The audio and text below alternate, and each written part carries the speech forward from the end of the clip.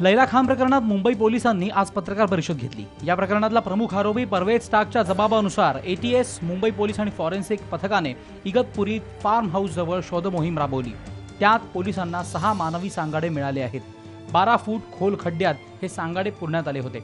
हे सांगाडे डीएनए तपासणीसाठी कलिनाच्या फोरेन्सिक लॅबकडे पाठवण्यात आले आहेत। मात्र हे सांगाडे लैला खान आणि तिच्या कुटुंबाचेच असतील अशी शक्यता पोलिसांनी वर्तवली आहे।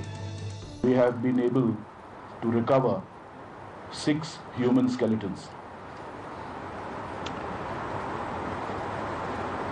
These skeletons were found in a pit which had been dug. The size of the pit is estimated to be about 12 feet long by 8 feet. It is reasonably likely that these skeletons belong to Srimati Laila Khan and her family. 7 February 2011 या दिवशी लैला खान तिच्या कुटुंबासोबत इगतपुरीच्या form हाऊसवर गेली होती। त्यानंतर या सगळ्या कुटुंबाचा खून झाला तोपर्यंतचा घटनाक्रम रॉय यांनी सांगितला। Selina and Parvez got into a heated debate which lasted for some time. Selina and Parvez appear to have come down from the first floor to the ground floor. The heated debate continued, at which stage Parvez hit Selina with a blunt object. Parvez called out to Shakir Hussain, who is a Kashmiri watchman who himself had kept about 2 months previously, and along with Shakir, Parvez using these weapons which we have just shown you, they murdered this entire family.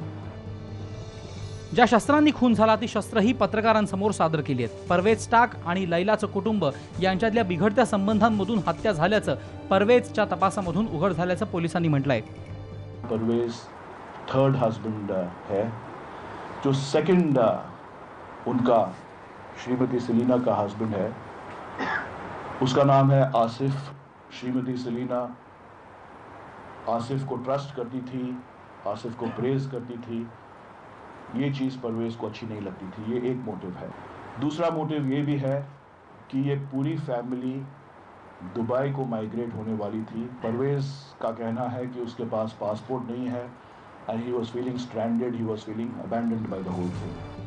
Pervez टाकला किश्तवाडमध्ये जम्मू काश्मीर पोलिसांनी अटक केली। त्यानंतर अवघ्या 7 दिवसात मुंबई पोलिसांनी या प्रकरणाचा तपास लावलाय। Bureau report, Saam Marathi.